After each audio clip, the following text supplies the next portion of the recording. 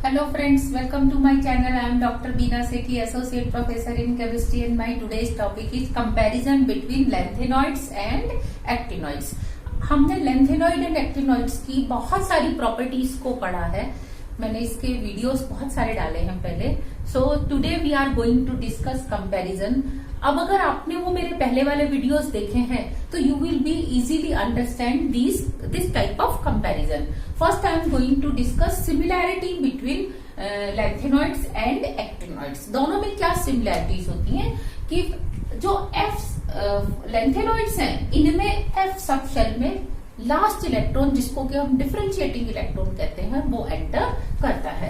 Actinoids में भी क्या होता है, एफ में. बस फर्क क्या है, इसमें 4f है, वो 5f है. फिर इसकी जो कॉमन ऑक्सीडेशन स्टेट है, जो सारी लैंथेनॉइड सीरीज इसको शो करती है, वो है +3. अगेन इस एक्टिनॉइड्स में भी +3 है. लैंथेनॉइड्स में through out the series size में कॉन्ट्रैक्शन होता है, and this contraction is called lanthanoid contraction. और एक्टिनॉइड सीरीज में भी क्या होता है, थ्रू आउट सीरीज एक कॉन्ट्रैक्शन होता है साइज में, जिसको हम कहते हैं actinoid contraction. The difference is that कि एक्टिनॉइड सीरीज लास्ट में चल के रेडियो एक्टिव होती है, तो उसका उतना हम नोटिस नहीं कर पाते हैं, इनकम्प्लीट है, जबकि इसका हमारे लिए क्या है, कंप्लीट है. इसमें एफ ट्रांजिशन होता है, जिसके कारण क्या होता है, कॉम्प्लेक्स जो है इसके वो कलर दिखाते हैं. और इसमें भी क्या होता है, एफ ट्रांजिशन होता है.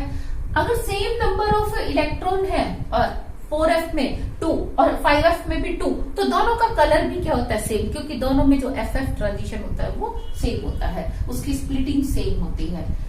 Nitrates, sulphates and chlorates of lanthanoids are soluble in water. Same way में nitrates, sulphates and perchlorates of actinoids are also soluble in water.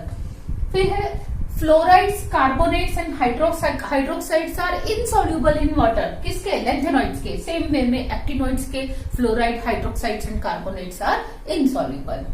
इसका है separation is done by ion exchange method.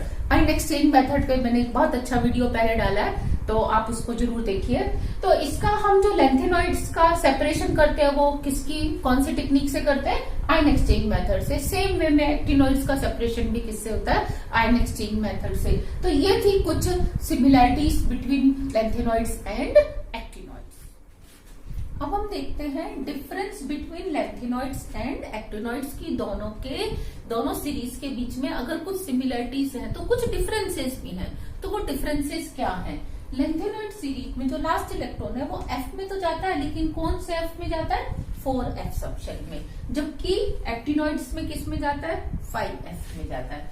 दूसरा 4f और 5d का जो energy gap है ये ज्यादा होता है, और इसमें 5f और 6d का एनर्जी गैप क्या होता है, कम होता है. इसी का रिजल्ट क्या होता है कि 4f ऑर्बिटल जो है 5d से काफी ज्यादा अंदर डीप सीटेड होता है, जबकि यहाँ पे 5f और 6d दोनों क्या होते हैं, इंटरमिक्स से हो रहे होते हैं. मतलब ये 5f उसके बीच में पेनिट्रेट कर जाता है. नेक्स्ट जो है, इसमें अगर हम इलेक्ट्रॉन भरते हैं तो 57 वाले में हम कहाँ भरते हैं, D1 कॉन्फ़िगरेशन रखते हैं लैंथेनम में, और उसके बाद हम डायरेक्ट क्या लिख देते हैं, F2, F3, F4. फिर बीच में जब गैडोलिनियम का आता है तो हम क्या लिखते हैं, D7 और D1 अगेन, और लास्ट में भी हम क्या लिखते हैं, D1. यानी कि देयर आर ओनली 3 एलिमेंट्स जिसमें कि D में एक इलेक्ट्रॉन गया है. जबकि F वाली सीरीज को हम पहला इलेक्ट्रॉन D1 में भरते हैं, दूसरा एक्टिनम के बाद थोरियम में D में भरते हैं, फिर प्रोटेक्टिनम में हम क्या करते हैं, F2 लेके आते हैं और D में 1 रहता है, फिर D में 1 रहता है. इस तरीके से 4 एलिमेंट्स में D में 1 रहता है. बीच में फिर क्या हो जाता है, D में 1 जैसे ही क्या आता है, F7 आता है, फिर दोबारा D1 रहता है, और जब F14 आता है फिर क्या होता है, D1 हो जाता है. तो हम क्या देखते हैं कि out of 15 element there are 7 elements जिसमें कि D में एक इलेक्ट्रॉन है, जबकि यहाँ पे क्या है, 3 एलिमेंट्स. तो इसमें ऑलमोस्ट 50% एलिमेंट्स ऐसे होते हैं जो कि क्या रखते हैं, D में अपना एक इलेक्ट्रॉन रखते हैं. तो ये था इन दोनों का कॉन्फ़िगरेशन वाइज डिफरेंस. फिर है binding energy of 4f orbital is low. यानी कि अगर 4f में इलेक्ट्रॉन एंटर कर रहा है तो उसको न्यूक्लियस का जो अट्रैक्शन मिल रहा है और जो एनर्जी बाहर निकल रही है, दैट इज बाइंडिंग एनर्जी. वो बाइंडिंग एनर्जी इसकी क्या होगी, हाई होगी. क्यों, क्योंकि 4f ज्यादा क्लोज है न्यूक्लियस के.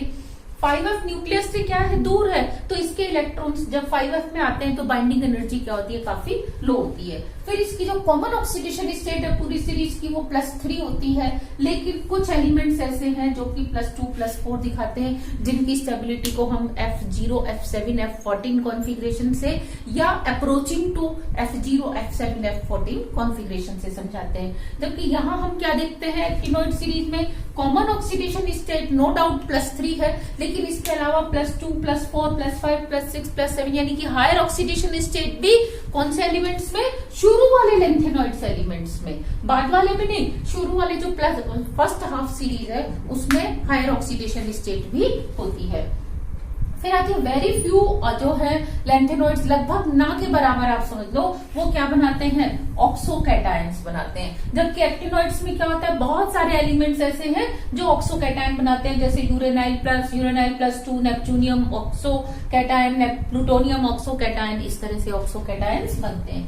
फिर इसमें मोस्टली आयंस क्या होते हैं, कलरलेस होते हैं, जबकि एक्टिनॉइड्स के जो कंपाउंड्स हैं वो क्या, आयंस जो है वो क्या होते हैं, मोस्टली कलर्ड होते हैं।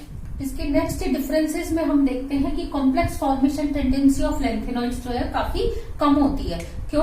क्योंकि लेंथेनॉइड्स का साइज जो है बड़ा होता है, जबकि एक्टिनॉइड्स का साइज क्या होता है, छोटा होता है। तो उससे क्या होता है कि जो +3 आयन है इसकी चार्ज डेंसिटी कम होती है, तो ये कम अमाउंट में लिगेंड्स को अट्रैक्ट कर पाता है और उनको होल्ड कर पाता है। जबकि एक्टिनॉइड्स क्या करते हैं, +3 चार्ज जो है छोटे वाले पे, छोटे साइज के ऊपर होने से क्या होता है कि चार्ज डेंसिटी इंक्रीज हो जाती है, और चार्ज डेंसिटी इंक्रीज हो जाती है तो ये ज्यादा आयंस को, लिगेंड्स को अपने पास अट्रैक्ट करके होल्ड कर सकता है।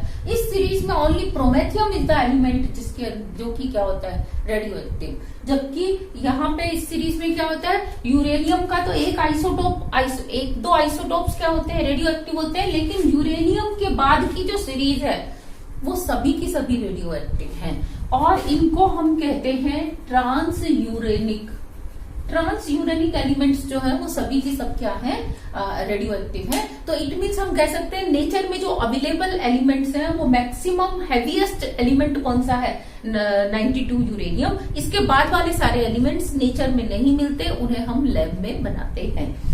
फिर इसका कोऑर्डिनेशन नंबर, क्योंकि मैंने आपको बताया इसकी चार्ज डेंसिटी कम होती है, तो इसका 6, 7, 8, 9 तक ही होता है, जबकि इसका चार्ज जो कोऑर्डिनेशन नंबर है वो बहुत ज्यादा होता है, 8, 9, 10, 12 तक इसका कोऑर्डिनेशन नंबर होता है। और इसके जो कंपाउंड्स हैं लेंथेनॉइड्स की वो लेस बेसिक होते हैं बिकॉज ऑफ बिगर साइज, और इसके जो कंपाउंड्स हैं वो मोर बेसिक होते हैं because of less smaller size. तो ये इसका डिफरेंस मैंने किया लेंथेनॉइड्स का और लेंथेनॉइड्स एंड एक्टिनॉइड्स, जिसमें हमने सिमिलैरिटीज और डिसिमिलैरिटी दोनों देखी, और उसके साथ ही क्या होता है इनका कंपैरिजन